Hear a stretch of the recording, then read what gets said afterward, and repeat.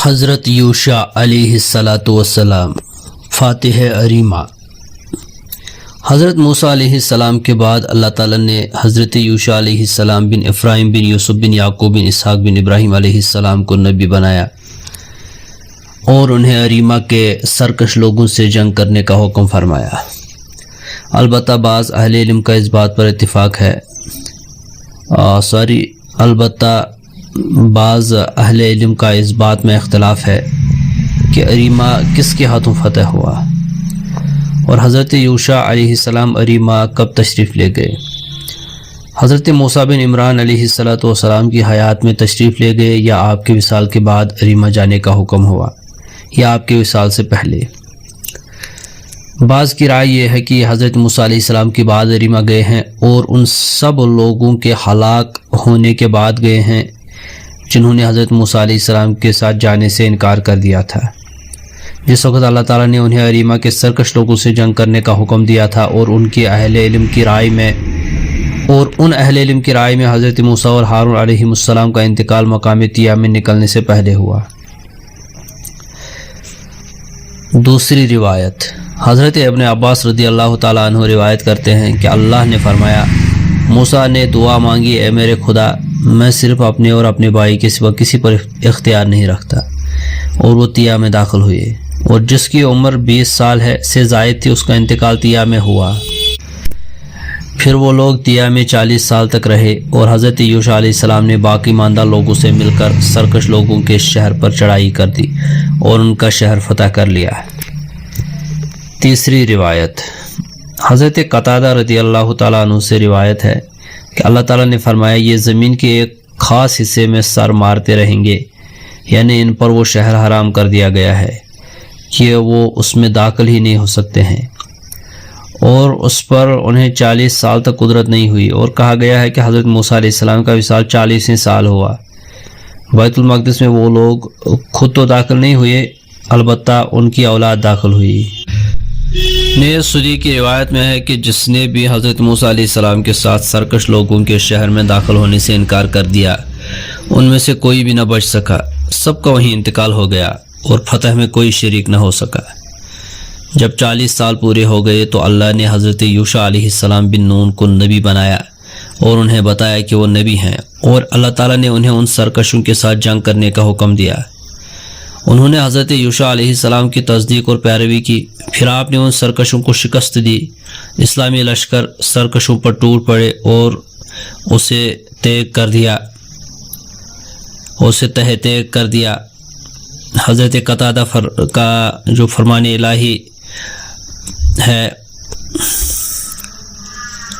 حضرت قتادہ رضی اللہ تعالیٰ فرمان الہی کے بارے میں فرماتے ہیں کہ اس سے مراد طیہ میں بند ہونا ہے۔ دوسرے اہل علم کی رائے یہ ہے کہ اریما حضرت موسیٰ علیہ السلام کے ہاتھ پر فتح ہوا، اور حضرت یوشع اور حضرت موسیٰ علیہ السلام کے مقدمۃ الجیش میں تھے۔ گویا جب موسیٰ علیہ السلام ان کے سرکشوں کی سرکوبی کے لیے روانہ ہوئے تو حضرت یوشع ان کے آگے آگے تھے۔ ان حضرات نے ابن اسحاق سے بھی یہ روایت نقل کی ہے کہ جب موسیٰ علیہ السلام کے ساتھ مل کر قتال کرنے سے انکار کرنے والے لوگ مر گئے اور ان کی اولاد بڑی ہو گئی اور 40 سال سرگردانی میں گزر گئے، تو حضرت موسیٰ علیہ السلام اس نوجوان نسل کو لے کر چلے۔ حضرت یوشع بھی ان کے ساتھ تھے اور حضرت کلاب بن یفتہ بھی۔ پھر جب وہ کنعان کی سرزمین پر پہنچے اور وہاں معروف شخص بلعم بن باعور بھی تھے جن کو اللہ نے دولت علم سے نوازا تھا، ان کو اللہ تعالیٰ کا اسم اعظم بھی معلوم تھا، جس کے بارے میں معروف ہے کہ جب اس کے ذریعے اللہ تعالیٰ کو پکارا جائے تو ہر دعا قبول ہوتی ہے۔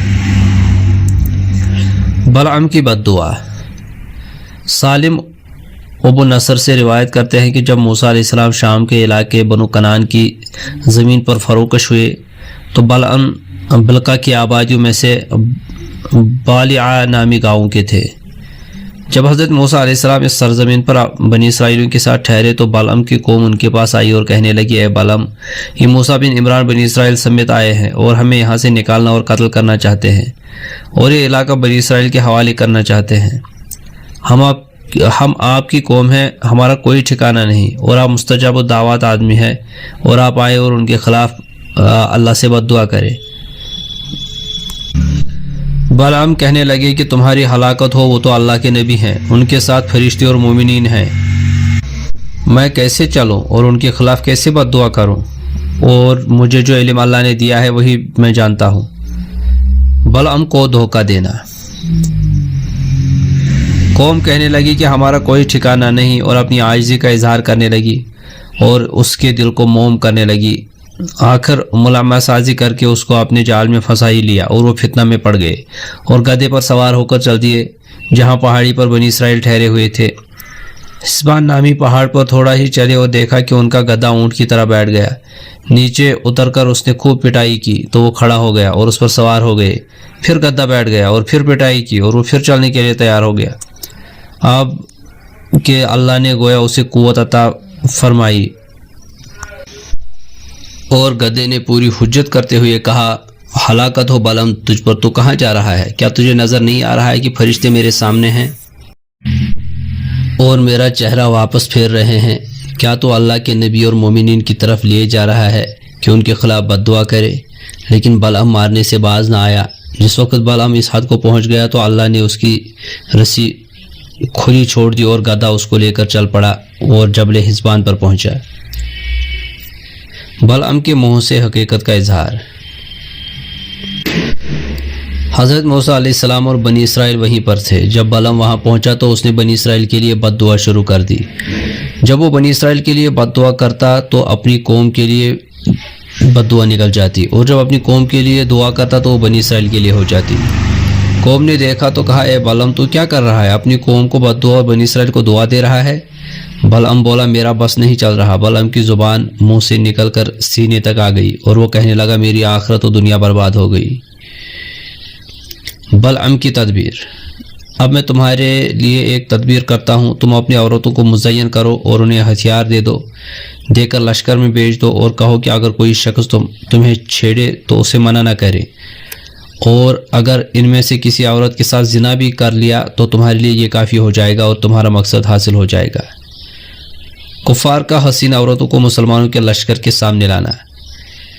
چنانچہ انہوں نے ایسا ہی کیا۔ جب یہ عورتیں لشکر میں داخل ہوئیں تو قبیلہ کنعان کی کسی بنت سور بنی اسرائیل کے ایک بڑے شخص جس کا نام زمری بن شلوم تھا کے پاس سے گزری تو اس کا حسن اس کو بھا گیا اور اسے موسیٰ علیہ السلام کے پاس لے گیا اور کہنے لگا کہ یہ تو یہی کہیں گے کہ یہ میرے لیے حرام ہے اور اس کو ہرگز مت چھوئے۔ پھر اس عورت کو خیمے میں لے گیا اور اس کے ساتھ زنا کیا۔ اللہ نے اس سے بنی اسرائیل پر طاعون کی بیماری اتار دی۔ اسرائیلیوں پر طاعون کا عذاب۔ مخاض بن ایزار نامی ایک شخص موسیٰ علیہ السلام کا مصاحب خاص تھا۔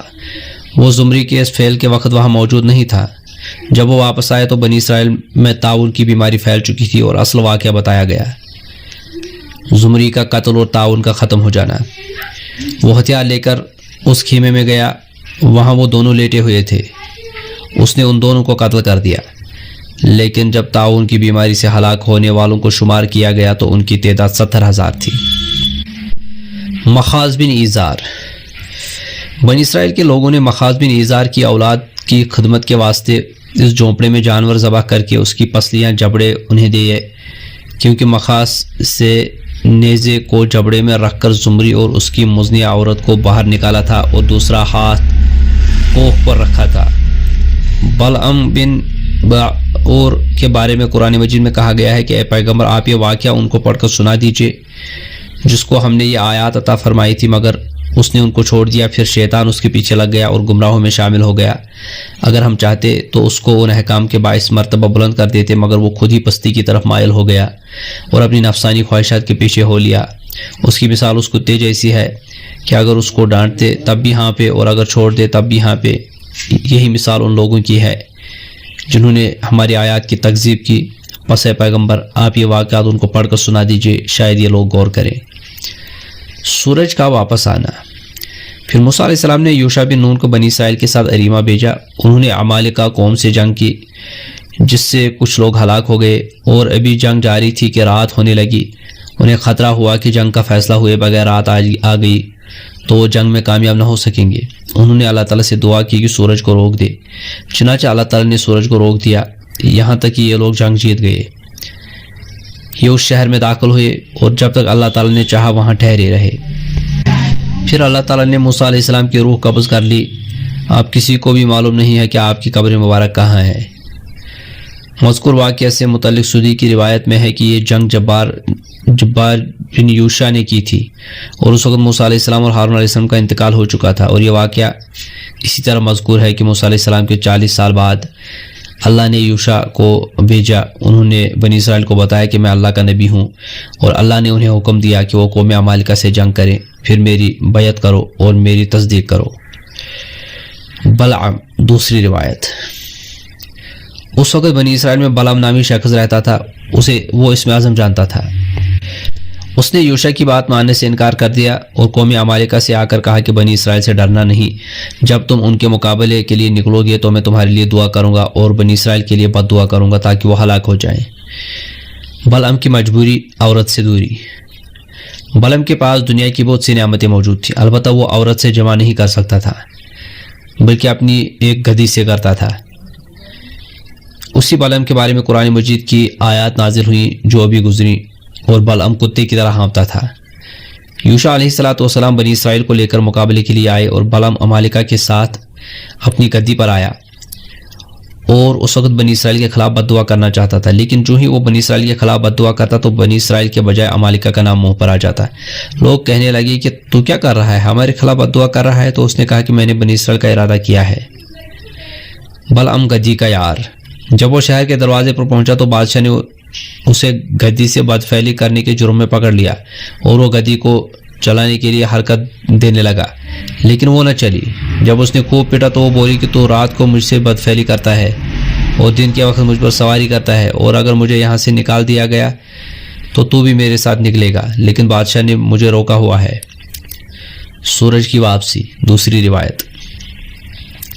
جمعہ کے روز یوشع علیہ السلام بن نون نے اس قوم سے خوب مقابلہ کیا، یہاں تک کہ سورج غروب ہو گیا اور ہفتہ کی رات داخل ہو گئی۔ یوشع علیہ السلام نے سورج کو خطاب کرتے ہوئے کہا، اے سورج، تو بھی اللہ کا حکم پورا کر رہا ہے، میں بھی اللہ کا حکم پورا کر رہا ہوں۔ اے اللہ، اس سورج کو لوٹا دیجئے۔ سورج واپس آ گیا اور دن کی مقدار میں اضافہ ہو گیا۔ یوشع علیہ السلام نے اپنے مخالفین کو شکست دی اور انہیں خوب قتل کیا۔ مال غنیمت میں خیانت۔ بنی اسرائیل نے مال غنیمت جمع کیا۔ یوشع علیہ السلام نے انہیں حکم دیا کہ اس مال غنیمت کو ایک جگہ جمع کرو کہ آگ اسے آ کر کھا جائے، لیکن آگ نہیں آئی۔ یہ دیکھ کر یوشع علیہ السلام نے فرمایا، اے بنی اسرائیل، اللہ کی تمہارے پاس کوئی امانت ہے، تم سب آ کر میرے ہاتھ پر بیعت کرو۔ وہ بیعت کرنے لگے۔ ان میں سے ایک آدمی کا ہاتھ حضرت یوشع علیہ السلام کے ہاتھ سے چپک گیا۔ آپ نے پوچھا، کیا تمہارے پاس کچھ ہے؟ یہ سن کر وہ یاقوت و جواہر کا سر کے برابر بڑا ٹکڑا لے کر آیا جس سے اس نے خیانت کر کے اپنے پاس رکھ لیا تھا۔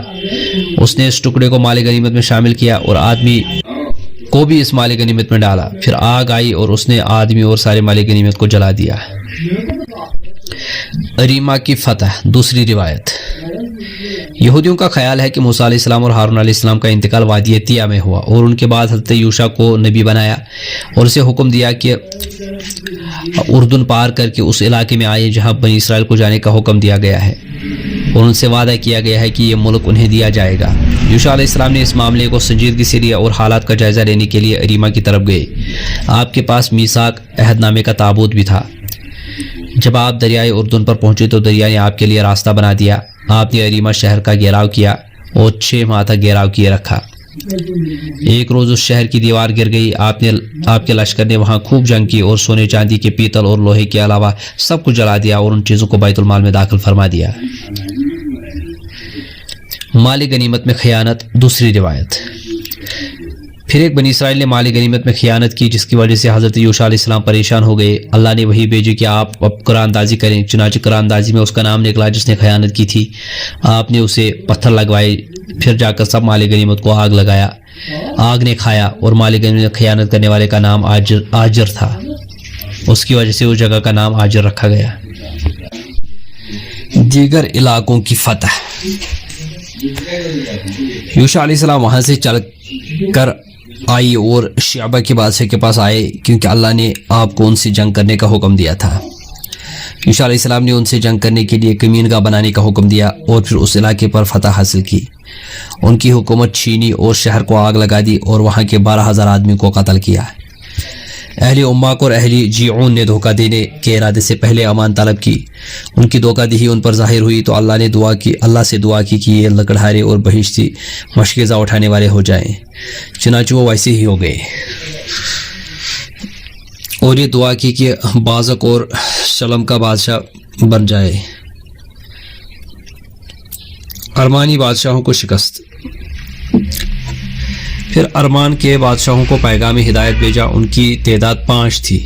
انہوں نے اپنے میں سے ایک بہتر سردار بنایا اور جنگ کے لیے جمع ہو گئے۔ اہل جیعون نے یوشع علیہ السلام سے مدد طلب کی۔ یوشع نے ان کی مدد کی اور ان سب سرداروں کو شکست دی، یہاں تک کہ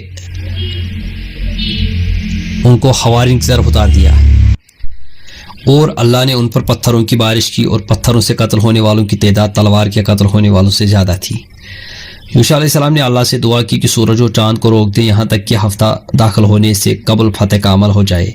چنانچہ سورج اور چاند رک گئے اور یہ پانچوں غار میں چھپ گئے۔ یوشع علیہ السلام کے حکم سے اس غار کا منہ بند کر دیا گیا۔ یوں دشمنوں سے انتقامی کارروائی مکمل ہوئی۔ پھر انہوں نے انہیں وہاں سے نکال کر قتل کر دیا اور ان پر غلبہ حاصل کیا۔ یہود اور شمعون کی اولاد کا کنانیوں سے جنگ کرنا۔ اس کے بعد آپ کا انتقال ہو گیا اور آپ کو افراہیم نامی پہاڑ میں دفن کیا گیا۔ آپ کے بعد یہود اور شمعون کی اولاد کنانیوں سے جنگ کرنے کے لیے تیار ہو گئی، چنانچہ انہوں نے ان کے محرمات کو مباح کیا اور ان کے 10,000 آدمی بازق کے ساتھ قتل ہوئے۔ بازق کے ہاتھ پاؤں کی انگلیاں کاٹنا۔ انہوں نے بازق کو پکڑا اور اس کے ہاتھ پاؤں کی انگلیوں کو کاٹ دیا۔ اس وقت بازق نے کہا کہ میں نے 70 سرداروں کی انگلیاں کٹوائیں اور وہ میرے دسترخوان سے کھانا لیتے تھے، اللہ نے مجھے اس کرتوت کی سزا دی ہے۔ انہوں نے بازق کو شیلم نامی وادی میں بھیج دیا اور وہیں ان کا انتقال ہوا۔ یوشع علیہ السلام بن نون کی عمر۔ یوشع کی عمر 126 سال تھی۔ موسیٰ علیہ السلام کے بعد آپ پیغمبر بنے اور 27 سال تک اپنی قوم کے ساتھ رہے، یہاں تک کہ آپ کا انتقال ہو گیا۔ یمن کا پہلا بادشاہ۔ کہا گیا ہے کہ یمن کا سب سے پہلا بادشاہ جو موسیٰ علیہ السلام کے دور میں تھا اس کا نام شمیر بن املون تھا۔ اس نے یمن میں ظفار نامی شہر تعمیر کرایا اور وہاں سے امالیکہ کو نکال دیا۔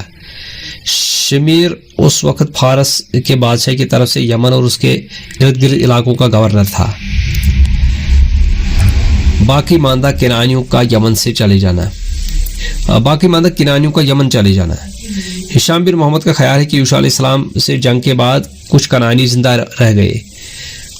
افریقس بن قیس جب افریقہ کی طرف جا رہا تھا اس وقت ان کا گزر ان کے پاس سے ہوا۔ انہوں نے انہیں شام کے ساحل سے اپنے ساتھ لیا اور ان کو لے کر افریقہ پہنچا۔ افریقہ پر حملہ کر کے اسے فتح کیا اور ان کے بادشاہ جرجیرا کو قتل کیا اور ان کنانی کو وہاں آباد کیا۔ ان کا نام برابرہ رکھا گیا۔ راوی کہتے ہیں کہ حمیر کے قبیلے سخاجہ اور کتامہ بھی بربریوں کے ساتھ رہنے لگے، اس وقت سے ابھی تک ان کے ساتھ رہ رہے ہیں۔ قارون۔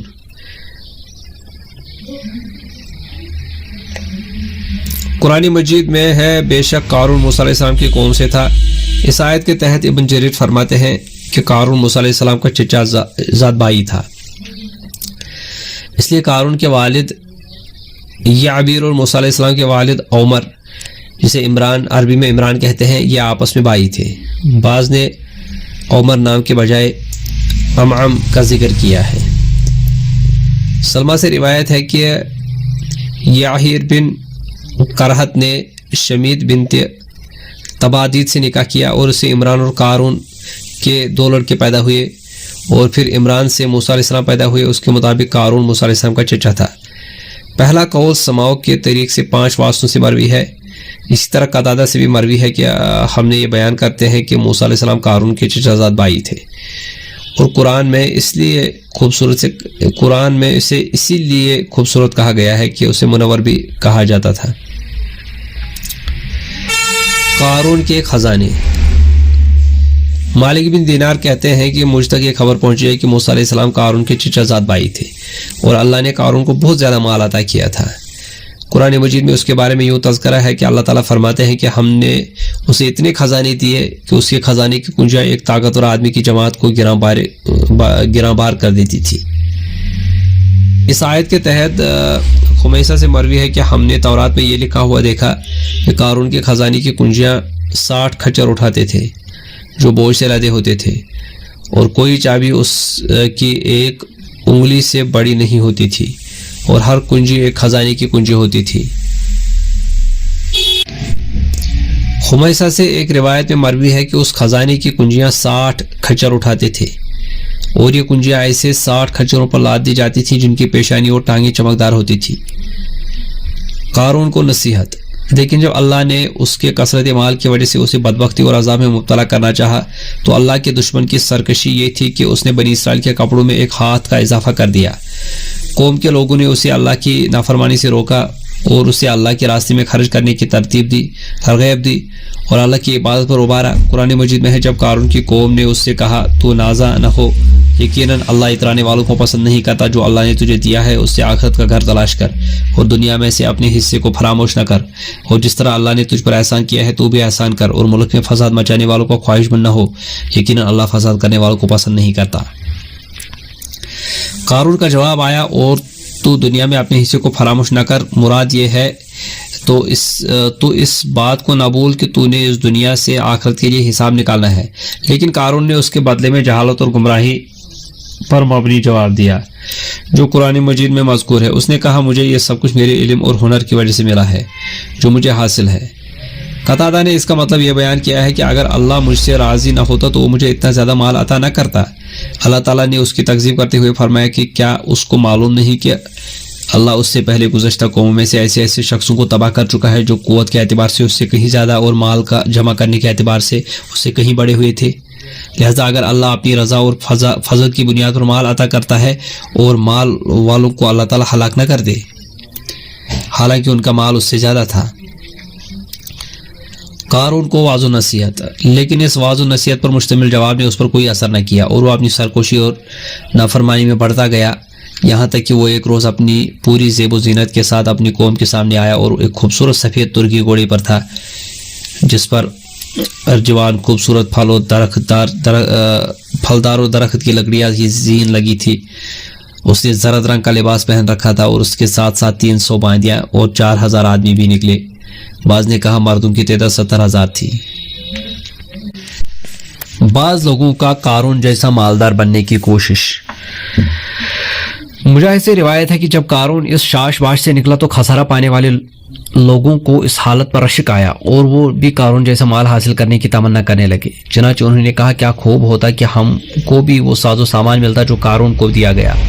سمجھدار اور فہیم لوگوں نے ان کی اس بات کو پسند نہ فرمایا اور کہا کہ قارون کے خزانے کی تمنا کرنے والوں، اللہ سے ڈرو اور جن باتوں کا اللہ نے حکم دیا ہے ان پر عمل کرو اور جن سے روکا گیا ہے ان سے رک جاؤ، اس لیے کہ جو شخص خدا اور اس کے رسول پر ایمان لایا اور نیک عمل کیے تو اس کو ملنے والا ثواب اس خزانے سے بدرجہ بہتر ہے۔ اللہ تعالیٰ فرماتے ہیں کہ یہ مرتبہ ایمان اور عمل صالح کرنے کا مرتبہ ثابت قدم رہنے والوں کے علاوہ کسی کو نہیں ملتا، جو دنیا کی زیب و زینت دیکھنے کے باوجود صبر کرتے ہیں اور آخرت کے ثواب کو دنیا کی لذتوں پر ترجیح دیتے ہیں۔ قارون کی زکوٰۃ سے بچنے کی تدبیر۔ ابن عباس رضی اللہ تعالیٰ عنہ سے مروی ہے کہ جب زکوٰۃ کا حکم آیا تو قارون موسیٰ علیہ السلام کی خدمت میں حاضر ہوا اور کہا کہ ہر 1000 کے بدلے میں 1 درہم اور ہر 1000 دموں کے بدلے میں 1 دمبا دوں گا۔ اس لحاظ سے اس نے جب حساب لگایا تو بہت زیادہ زکوٰۃ بنتی تھی، لہٰذا اس نے زکوٰۃ سے بچنے کے لیے یہ تدبیر کی کہ اس نے بنی اسرائیل کو جمع کیا اور کہا کہ اب موسیٰ علیہ السلام کو تم کو بہت سے احکام سنائے گا اور تم نے اس کی اطاعت کی، اب وہ تمہارا مال لینا چاہتا ہے۔ ان لوگوں نے کہا تم ہمارے بڑے ہو، ہمیں جو چاہو حکم دو۔ موسیٰ علیہ السلام پر تہمت لگانے کی سازش۔ اس نے کہا فلاں طائفہ کو لے کر آؤ اور اسے کچھ رقم دو اور کہو کہ وہ موسیٰ پر تہمت لگائے۔ وہ اس عورت کو لے کر آئے۔ پھر قارون موسیٰ علیہ السلام کے پاس آئے اور کہا کہ آپ کی قوم اکٹھی ہو چلی ہے، آپ انہیں احکام بتائیں۔ چنانچہ موسیٰ علیہ السلام بتانے لگے، اے بنی اسرائیل، جو شخص چوری کرے گا تو اسے 100 کوڑے لگائیں گے، اور اگر شادی شدہ مرد زنا کرے گا تو اس کو اتنے کوڑے لگائیں گے، یا یہ کہا کہ اتنے پتھر ماریں گے اور مر جائے۔ قارون نے کہا خواہ آپ زنا کریں، آپ پر بھی حد ہو گیا۔ فرمایا کیوں نہیں؟ قارون بدبخت بولا بنی اسرائیل کا خیال ہے کہ آپ سے فلاں عورت کے ساتھ بدکاری سرزد ہوئی ہے۔ فرمایا اسے بلاؤ۔ عورت حاضر ہوئی۔ موسیٰ علیہ السلام نے فرمایا جو کچھ کہہ رہے ہیں کیا واقعی میرے ساتھ تیری ایسی حرکت ہے؟ عورت نے کہا نہیں، بلکہ ان لوگوں نے مجھے انعام دے کر اس بہتان ترازی پر ابھارا تھا۔ موسیٰ علیہ السلام شدت غم سے بے اختیار ہو گئے اور وہیں سجدہ میں گر پڑے۔ موسیٰ علیہ السلام کو زمین پر اختیار۔ اس کے بعد وہی آئی اور اللہ تعالیٰ نے فرمایا اے موسیٰ، ان لوگوں نے تجھ پر رحم کی درخواست کی اور تو نے ان پر رحم نہ کھایا، اگر یہ مجھے پکارتے تو میں ان کی دعا قبول کر لیتا۔ قارون کی زیب و زینت۔ ایک راوی تفسیر میں لکھتے ہیں کہ زینت سے مراد وہ چتکبرے گھوڑے سے باہر نکلا جس پر ارجوان کی زین تھی اور اس کے کپڑے بہرمان سے رنگے تھے۔ قرآن مجید میں اس کا نقشہ یوں بیان کیا گیا ہے۔ پھر قارون پوری زیب و زینت کے ساتھ قوم کے سامنے آیا اور وہ لوگ جو دنیاوی زندگی کے طالب تھے کہنے لگے کہ کیا خوب مزے ہوتے ہیں کہ ہمیں بھی وہ ساز و سامان ملتا جو قارون کے پاس ہے۔ واقعی قارون بڑے نصیب والا ہے۔ جن لوگوں کو صحیح علم و فہم عطا کیا گیا تھا انہوں نے فرمایا کہ اے دنیا کے طالبو، تم پر افسوس ہے، اللہ کا وہ ثواب بدرجہ بہتر ہے جو اس کی بارگاہ سے اس کو ملتا ہے جو ایمان لے آئے اور نیک عمل کرتا رہے، لیکن یہ مرتبہ ثابت قدم رہنے والوں کے سوا کسی کو نہیں ملتا۔ پھر ہم نے ان کو ان کے مکان کو زمین میں دھسا دیا، پھر ان کی مدد کے لیے کوئی جماعت نہیں آئی جو اسے بچا لیتی، اور نہ وہ اپنے آپ کو خود ہی بچا سکا۔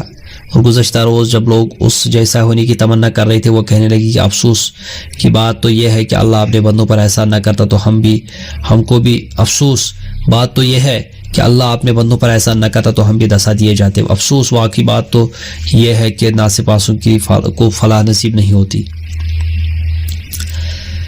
اس کے بعد حضور اکرم صلی اللہ علیہ وسلم کو خطاب کرتے ہوئے فرماتے ہیں اے محمد صلی اللہ علیہ وسلم، یہ آخرت کا گھر یعنی جنت ہم اپنے لوگوں کے لیے خاص کرتے ہیں جو دنیا میں بڑا نہیں بننا چاہتے، اور آخرت میں انہی لوگوں کا انجام اچھا ہوگا جو پرہیزگار ہیں۔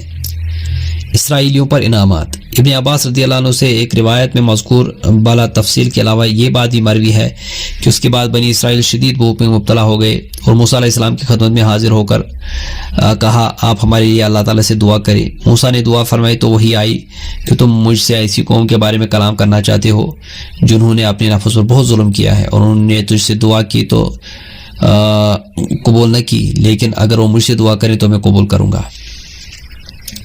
انعامات الہی۔ ایک اور روایت قرآن مجید کی آیت جس کا ترجمہ ہے بلا شبہ قارون موسیٰ علیہ السلام کی برادری میں سے تھا کے تحت ابن عباس رضی اللہ عنہ سے مروی ہے کہ قارون موسیٰ علیہ السلام کا چچا زاد بھائی تھا۔ آپ شہر کے ایک کنارے میں رہتے تھے جبکہ قارون دوسرے کنارے پر رہتا تھا۔ اس نے بنی اسرائیل میں سے ایک طائفہ عورت کو بلایا اور اسے کچھ رقم دینے کا وعدہ کر کے اس بات پر آمادہ کیا کہ وہ موسیٰ پر تہمت لگائے کہ آپ نے میرے ساتھ زنا کیا ہے، اور پھر اسے چھوڑ دیا۔ یہاں تک کہ ایک روز جب بنی اسرائیل کے لوگوں کے جمع ہونے کا دن تھا تو قارون نے موسیٰ علیہ السلام سے کہا کہ چوری کی سزا کیا ہے؟ اس نے فرمایا کہ ہاتھ کاٹ دیا جائے۔ اس نے کہا خواہ آپ نے چوری کی ہو؟ فرمایا ہاں۔ پھر اس نے کہا زانی کی سزا کیا ہے؟ آپ نے فرمایا رجم کیا جائے۔ وہ بولا خواہ آپ نے زنا کیا ہو؟ فرمایا ہاں۔ اس پر وہ کہنے لگا آپ نے زنا کیا ہے؟ آپ نے فرمایا تیرے لیے ہلاکت ہو، میں نے کس کے ساتھ زنا کیا ہے؟ اس نے کہا فلاں عورت کے ساتھ۔ آپ نے فرمایا اس عورت کو بلا کر لا۔ عورت کو بلوایا گیا۔ موسیٰ علیہ السلام نے اس عورت سے کہا کہ تجھے اللہ کی قسم کہ جس نے تورات نازل کی کہ بتا قارون نے سچ کہا ہے۔ وہ بولی کیا آپ نے اللہ کا واسطہ دیا ہے؟ اس لیے گواہی دیتی ہوں کہ آپ اس تہمت سے بری ہیں، آپ اللہ کے رسول ہیں۔ اللہ کے اس دشمن نے میرے لیے کچھ رقم مقرر کر کے مجھے اس پر آمادہ کیا کہ میں آپ پر تہمت لگاؤں۔ موسیٰ علیہ السلام فوراً سجدے میں گر گئے۔ اللہ نے فرمایا اے موسیٰ سر اٹھاؤ اور زمین کو جو چاہو حکم دو۔ آپ نے فرمایا کہ ان کو پکڑ دو، تو زمین نے ان کو کولہوں تک پکڑ لیا۔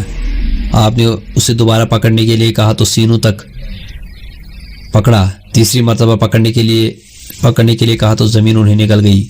جب زمین نے انہیں نکل لیا تو اللہ کی طرف سے وہی آئی اے موسیٰ انہوں نے تجھ سے توبہ کی مگر تو نے قبول نہ کی، اور اگر یہ مجھ سے توبہ کرتی تو میں قبول کر لیتا۔ علی بن زید سے مروی ہے کہ عبداللہ بن حارث اپنے گھر سے نکلے اور اپنے قصر میں داخل ہوئے۔ جب وہاں سے نکلے تو ٹیک لگا کر بیٹھ گئے، ہم بھی ان کے پاس بیٹھ گئے۔ وہ سلیمان بن داؤد کا ذکر کرنے لگے کہ انہوں نے اپنے مصاحبین سے کہا کیا تم میں سے کوئی ایسا بھی ہے کہ اس سے پہلے کہ وہ لوگ مطلع کر میرے پاس آئیں بلکہ اس کا تخت لے کر میرے پاس آئے؟ تو جنات میں سے ایک قوم کا ہیکل جن بولا کہ اس مجلس کے ختم ہونے سے پہلے وہ تخت میں آپ کے پاس لے کر آؤں گا۔ میں آپ کو یقین دلاتا ہوں کہ میں اس طاقت کو لانے کی قدرت رکھتا ہوں اور قابل اعتماد ہوں۔ ایک شخص جس کے پاس کتاب کا علم تھا نے کہا، میں آپ کی پلک جھپکنے سے پہلے وہ طاقت آپ کی خدمت میں پیش کر دیتا ہوں۔ پھر جب سلیمان علیہ السلام نے اس طاقت کو اپنے سامنے رکھا ہوا دیکھا تو فرمایا، یہ بھی میرے پروردگار کا فضل ہے تاکہ وہ مجھے آزمائے کہ میں اس کا شکر ادا کرتا ہوں یا ناشکری کرتا ہوں۔ اور جو شخص شکر کرتا ہے تو اپنے فائدے کے لیے شکر کرتا ہے، اور جو ناشکری کرتا ہے تو میرا رب بے پرواہ اور کرم کرنے والا ہے۔ پھر اس کے بعد خاموش ہو گئے اور قارون کا ذکر کرنے لگے کہ قارون موسیٰ کی برادری میں سے تھا۔ پھر وہ لوگوں پر زیادتی کرنے لگا اور اللہ نے اسے اتنا خزانہ عطا کیا کہ خزانے کی چابیاں ایک طاقتور جماعت کو گراں بار ہو کر جاتی تھی۔ اس نے کہا کہ خزانہ مجھے میرے علم کی وجہ سے ملا ہے جو کہ میرے پاس موجود ہے۔ وہ موسیٰ علیہ السلام کو تکلیفیں پہنچاتا تھا جبکہ آپ اس سے درگزر کرتے، وہ قرابت داری کی وجہ سے اسے معاف کر دیا کرتے تھے، یہاں تک کہ اس نے ایک مکان بنوایا جس کا دروازہ سونے کا تھا اور اس نے اپنے گھر کی دیواروں پر سونے کے ٹکڑے لگائے۔ قارون کی بدبختی۔ بنی اسرائیل کے لوگ صبح و شام اس کے پاس آتے، وہ انہیں کھانا کھلاتا، ہنسی مذاق اور گپ شپ کی محفلیں لگتی۔ اس کی بدبختی برقرار رہی یہاں تک کہ اس نے ایک زانی عورت کو بلوایا تو اس سے کہا کہ تو چاہتی ہے کہ تجھے مالدار بنا دو اور تجھے اپنے گھر کی عورتوں میں شامل کر لو، لیکن شرط یہ ہے کہ جب بنی اسرائیل کے لوگ میرے پاس جمع ہوں تو مجھ سے کہے کہ قارون تو مجھ سے یہ کہے کہ قارون تو مجھے موسیٰ سے نہیں روکے گا۔ عورت اس بات پر راضی ہو گئی۔ جب قارون بیٹھا اور بنی اسرائیل کے لوگ اس پر جمع ہوئے تو وہ آئی اور سامنے کھڑی ہو گئی اور کہنے لگی، لیکن اللہ نے اس کے دل کو بدل دیا اور اس نے توبہ قبول کر لی، اور وہ دل میں کہنے لگی کہ اس سے بہتر توبہ کا میرے پاس اور کوئی طریقہ نہیں ہوگا کہ میرے جملے سے اللہ کے رسول کو تکلیف تو پہنچے۔ پھر اس نے سر محفل راز آشکار کیا کہ قارون نے مجھے دولت کا لالچ دے کر اس پر آمادہ کیا تھا۔ میں نے سوچا کہ اللہ سے معافی مانگنے کا کوئی بہترین طریقہ نہ ہوگا، اس لیے میں نے آج راز آشکار کر دیا۔ یہ سن کر قارون کا سر جھک گیا اور وہ سوچنے لگا کہ اب اس کی ہلاکت کا وقت آ چکا ہے۔ موسیٰ علیہ السلام قارون کے پاس آئے۔ جب قارون نے آپ کو دیکھا تو جان گیا کہ آپ کے ارادے اچھے نہیں، تو کہنے لگا، موسیٰ مجھ پر رحم کرو۔ آپ نے کہا کہ اے زمین سے نکل جا، تو اس کا مکان ہلنے لگا اور قارون اپنے ساتھیوں سمیت زمین میں دھس گیا۔ قارون کو زمین میں دسایا جانا۔ اس نے رحم کی اپیل کی، آپ نے دوبارہ زمین کو حکم دیا، انہیں پکڑ لو۔ اس پر مکان ہلا، سب ناف تک زمین میں دس گئے۔ اب قارون اور زیادہ آہو بکا کرنے لگا، لیکن آپ نے پھر بھی زمین کو دسانے کا حکم دیا۔ زمین اس کے مکان اور ساتھیوں سمیت اسے نکل گئی۔ اس کے بعد موسیٰ علیہ السلام پر وحی نازل ہوئی، اے موسیٰ تو نے رحم نہ کیا، میری عزت کی قسم اگر وہ مجھے پکارتا تو میں ان کی پکار کا جواب دیتا۔ قارون پر عذاب کے بعد ایمان والوں کے احساسات۔ ابو جعفر کہتے ہیں کہ جب اللہ کا عذاب قارون پر آیا تو ایمان والوں نے اپنے اوپر اللہ کے انعامات کا شکر ادا کیا اور اس سے نصیحت حاصل کی اور دوسروں کو اللہ کے عذاب سے ڈرایا اور اللہ کی معرفت کا حق ادا کرنے اور اس کی اطاعت کرنے کی نصیحت کی۔ اور جو لوگ خوش آئینی کے تمنا رکھتے تھے انہیں اپنے فعل پر ندامت ہوئی کہ افسوس کی بات تو یہ ہے کہ اللہ اپنے بندوں میں سے جس کی روزی چاہے گھٹاتا ہے اور جس کی چاہے بڑھاتا ہے۔ اگر اللہ ہم پر احسان نہ کرتا تو ہم بھی دسا دیے جاتے۔ افسوس کی واقعی بات تو یہ ہے کہ ناشکری کرنے والوں کو فلاح نصیب نہیں ہوتی۔ ہم گزشتہ روز سے جس مال کی تمنا کر رہے تھے اس کی وجہ سے آنے والے عذاب کو اللہ نے ہم سے ہٹا لیا۔ بس اللہ نے موسیٰ علیہ السلام کو اور ایمان والوں کو بھی نجات دے دی اور اپنے اور بنی اسرائیل کے دشمن یعنی فرعون، حامان، قارون اور کنانیوں کو ان کے کفر کی وجہ سے ہلاک کر دیا۔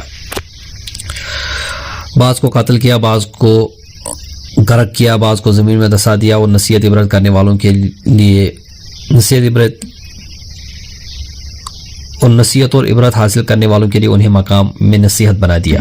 حالانکہ ان کے پاس دولت اور مال کی کثرت تھی اور ان کی مضبوط پکڑ تھی اور ان کا جسم کا ڈھانچہ بنا ہوا تھا جس سے مال و دولت لاؤ لشکر ان کے کچھ کام نہیں آتا، کیونکہ وہ اللہ کی آیت کا انکار کرتے تھے اور جس عذاب سے وہ اپنے آپ کو معمول سمجھتے تھے وہی عذاب ان تک آن پہنچا جس عمل کی وجہ سے ان پر عذاب آیا، اور ہم اس عمل سے اجتناب کرتے ہیں اور جو عمل اللہ کی طرف لے جائے اس کی طرف رغبت کی توفیق مانگے، اور جو عمل اللہ کی طرف لے جائے اس کی طرف رغبت کی توفیق مانگتے ہیں۔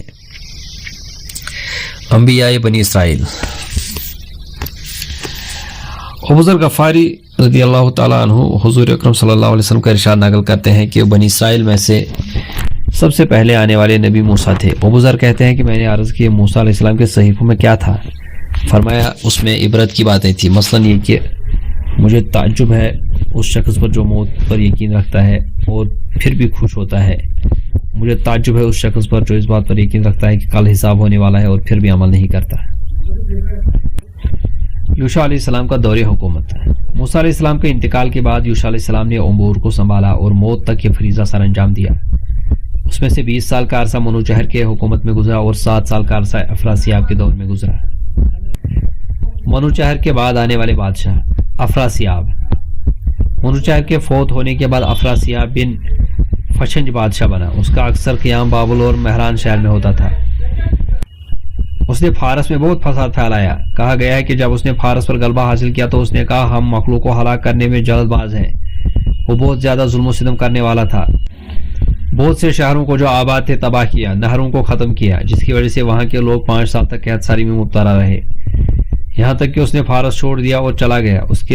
اس سال سے پانی آنا شروع ہوا اور درخت اگنے شروع ہو گئے. زو بن تمہاسب کے آنے تک لوگ اس ظلم و ستم میں مبتلا رہے. بعض نے زو کی بجائے زاب بن تمہاسب کا نام لیا ہے. زو کی والدہ کا نام مادول بنت وامن تھا. تمہاسب کی گرفتاری. کہا گیا ہے کہ منوچہر نے اپنے دور حکومت میں تمہاسب کو اس کی غلطی کی وجہ سے گرفتار کر لیا تھا.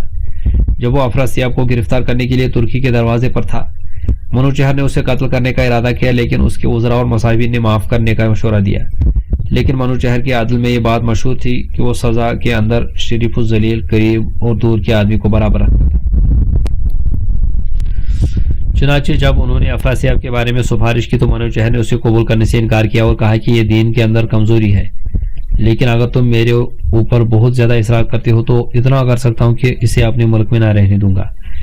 چنانچہ اسے اپنے ملک سے نکال کر ترکی بھیج دیا اور اس کی بیٹی جو محل میں قید تھی اسے یہ کہہ کر نکال دیا کہ نجومیوں کا کہنا ہے کہ اگر اس کا والد مامون رہا تو وہ ایک بچہ جانے گی جو اسے قتل کر دے گا. جب وہ عورت بزدمی نامی بیٹے کے ساتھ حاملہ ہو چکی تو اسے وہاں سے نکال دیا گیا. تمہاسب کا دوبارہ برسر اقتدار آنا. جب تمہاسب کے سزا کے دن پوری ہو گئی تو منوچہر نے اسے واپس بلایا اور پھر مادول بن دامن کو بھی بلایا اور اس سے اس کا بیٹا زو پیدا ہوا. پھر زو نے اپنے نانا وامن کو ترکی کی جنگ میں قتل کر دیا اور افراسیاب کو ایران سے بھگا دیا, یہاں تک کہ کئی جنگوں کے بعد اسے ترکی بھیج دیا. افراسیاب نے فارس کی اقلیم بابل پر 12 سال تک غلبہ حاصل کیے رکھا. یعنی منوچہر کے انتقال کے بعد اس وقت جب تک زو نے انہیں نہیں نکالا, پھر زو نے اسے ترکستان سے نکال دیا. کہا جاتا ہے کہ زو نے افراسیاب کو فارس کے روز مامان اور آبانما کے مہینے میں نکالا. عجمی لوگ کے افراسیاب کے شہر سے نجات حاصل کرنے کی خوشی میں اس دن کو عید بنا لیا. زو بن تمہاسب کے کارنامے. زو اپنے ملک میں محمود تھا اور اپنی رعیت کے ساتھ اچھا سلوک کرنے والا تھا.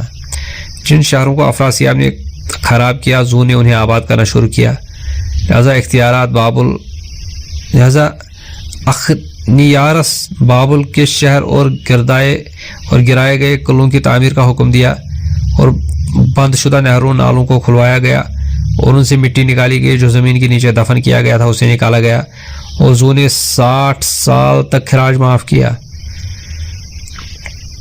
فارس کے شہروں کو آباد کیا اور پانی کی کثرت ہو گئی اور وہاں کے لوگوں کی تنخواہوں میں اضافہ ہوا اور زواب نامی ایک نہر کھلوائی. شہر کے کنارے پر عقیقہ نامی ایک شہر تیار کیا گیا. اس کے 3 حصے بنائے گئے, زاب اعلیٰ, زاب اوسط اور زاب ادنا. اس کے علاوہ بہت سے درختوں کے بیج اور ان کی کلمیں منگوائی گئی اور مناسب مقامات پر انہیں بونے کا حکم دیا. زو پہلا بادشاہ ہے جس کے دور حکومت میں مختلف قسم کے خربوزے کاشت کیے گئے.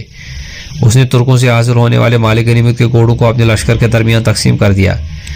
جس روز وہ بادشاہ بنا اس کی تاج پوشی کی گئی. اس نے کہا کہ فراسیاب نے جن عمارتوں کو ویران کیا ہے ہم اسے آباد کرنے میں جلدی کرنے والے ہیں. سلسلہ نسب. اس کا نسب نامہ یوں ہے: زو بن شاصب بن اشرت بن سہم بن تاریمان بن تورک بن شراسب بن عروشب بن توج بن افریدون. بعض نے نسب نامہ یوں بیان کیا ہے کہ شاہب بن اشناس بن تمہون بن اشک بن ترس بن رمر بن دودسر بن منوچہر۔ بعض کا کہنا ہے کہ زو اور کرشاسب دونوں مشترک حکمران تھے۔ زو ملک کا بادشاہ تھا جبکہ کرشاسب کا اس کا وزیر تھا۔ اگرچہ کرشاسب ایران میں بہت بلند مقام کا حامل تھا، تاہم وہ بادشاہ نہیں تھا بلکہ حکومت زو کے ہاتھ میں تھی اور اس کے انتقال تک اسی کے ہاتھ میں رہی، اور اس کا دور حکومت کل 30 سال پر مشتمل ہے۔ کیک باز، زو کے بعد کیک باز بادشاہ بنا، اور کیک باز کا نسب نامہ یہ ہے: کیک باز بن زا بن نوحاح بن منشو بن نوزر بن منوچہر۔ اس نے ترکی کے ایک رئیس تررسا کی بیٹی پھرتک سے نکاح کیا جس سے درجہ اولاد پیدا ہوئی۔ کی اختہ، کی قادس، کی با عرش، کی فاشین، کی ابتا، یہ سب کے سب بادشاہ بنے۔ تعارف، کہ ایک باز نے اپنی تاج پوشی کے روز کہا کہ ہم ترکوں کے شہر کی تعمیر کے لیے کوشاں ہیں۔ اس نے ملک میں موجود نہروں اور چشموں کے پانی کا اندازہ لگایا اور اپنی نہروں کے نام پر شہروں کے نام رکھے، ان کی حد بندی کی اور ان کے حریم بنائے۔ اس نے لوگوں کو زمین میں آباد ہونے کا حکم دیا اور پھر ان کی پیداوار سے خمس وصول کر کے فوجیوں کی معاش کا انتظام کیا۔ کہا جاتا ہے کہ شہروں کے آباد کرنے، دشمنوں کا مقابلہ کرنے اور تکبر کرنے میں کیک باز کا فرعون سے تشبیہ دی جاتی تھی۔ رہائش، کہا گیا ہے کہ کیکا اس کی نسل میں آنے والے بادشاہ کو کیک باز کی اولاد سے تھے، اور اس نے ترکوں کے درمیان بارڈر پر دریائے بلخ کے کنارے وہ رہتا تھا تاکہ ترکی فوج ایران کی حدود میں داخل نہ ہو جائے۔ اس کا دور حکومت 100 سال پر مشتمل ہے۔ یوشع علیہ السلام بھی نون کے بعد بنی اسرائیل۔ زو اور کیک باز کے ادوار،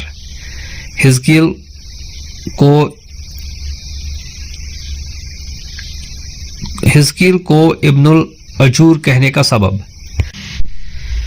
مورخین اور امتوں کے حالات بیان کرنے والے اہل علم حضرات کا اس بات پر اتفاق ہے کہ یوشع علیہ السلام کے بعد بنی اسرائیل کے امور کے منظم قالب بن یوفنا اور ان کے بعد حزقیل بن بوزی ابن العجور تھے۔ ابن عیسیٰ کہتے ہیں کہ حزقیل کو ابن عجور اس لیے کہا جاتا ہے کہ ان کی والدہ نے اللہ سے بچے کی دعا مانگی تھی جب وہ بوڑھی اور بانجھ ہو چکی تھی۔ اللہ نے انہیں اس عمر میں لڑکا عطا فرمایا تھا، اس لیے یہ لڑکا حزقیل ابن العجور کہا جاتا ہے۔ عجور عربی زبان میں بوڑھی عورت کو کہتے ہیں۔ ان کی قوم کا ذکر قرآن مجید میں اس طرح آیا ہے: کیا آپ نے ان لوگوں کو ملاحظہ نہیں کیا جو موت کے ڈر سے گھروں سے نکل گئے حالانکہ وہ ہزاروں میں تھے؟ بنی اسرائیل کی اجتماعی موت، پہلی روایت۔ عبدالصمد بن ماکل وہب بن منبع سے نقل کرتے ہیں کہ بنی اسرائیل کے کچھ لوگوں کو کسی زمانے میں مصیبت اور بیماری کا سامنا کرنا پڑا۔ انہوں نے اس مصیبت پر شکوہ کرتے ہوئے کہا کہ کاش ہمیں موت آ جاتی تاکہ ہم اس مصیبت سے نجات حاصل کر لیتے۔ اللہ تعالیٰ نے وحی بھیجی: اے حزقیل، تمہاری قوم اس پریشانی میں چلا اٹھی، ان کا خیال ہے کہ انہیں موت آ جائے تو اس تکلیف سے راحت مل جائے گی، حالانکہ وہ موت ان کے لیے کون سی راحت ہے؟ کیا وہ سمجھتے ہیں کہ میں انہیں موت دینے کے بعد دوبارہ زندہ کرنے پر قادر نہیں؟ فلاں صحرا میں چلے جاؤ، وہاں 4000 افراد مرہ حالت میں ہوں گے۔ وہب کہتے ہیں کہ اس سے مراد اسی قوم کے افراد ہیں جن کے بارے میں کہا گیا ہے کہ کیا آپ نے ملاحظہ نہیں کیا کہ ان لوگوں نے جو موت کے ڈر سے گھروں سے نکل گئے، پھر وہاں کھڑے ہو کر انہیں آواز دو، ان کے مردہ جسم جدا ہو چکے تھے جنہیں پرندوں نے بکھیر دیا تھا۔ حزقیل نے آواز دے کر کہا: اے ہڈیو، اللہ تمہیں حکم دیتا ہے کہ اپنے اوپر گوشت چڑھا دو، تو ان پر گوشت چڑھ گیا اور وہ جسم بن گئے۔ پھر اللہ نے کہا: روحو، اللہ تمہیں حکم دیتا ہے کہ اپنے جسم میں واپس لوٹ جاؤ۔ چنانچہ ان کی روحیں واپس لوٹ آئی اور وہ مل کر کھڑے ہو گئے اور اللہ اکبر کا نعرہ لگایا۔ دوسری روایت، بعض صحابہ نے اسی آیت کے تحت بیان کیا ہے کہ واسط سے پہلے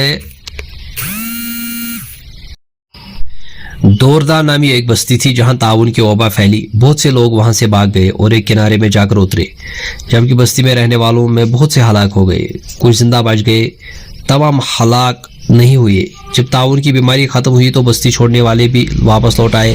بستی میں زندہ بچ جانے والے لوگوں نے کہا کہ یہ بھاگ جانے والے ہم سے زیادہ سمجھدار تھے، اگر ہم بھی وہی کام کرتے جو انہوں نے کیا تھا تو ہم سب کے سب بچ جاتے، اب اگر تعاون آیا تو ہم بھی ایسا ہی کریں گے۔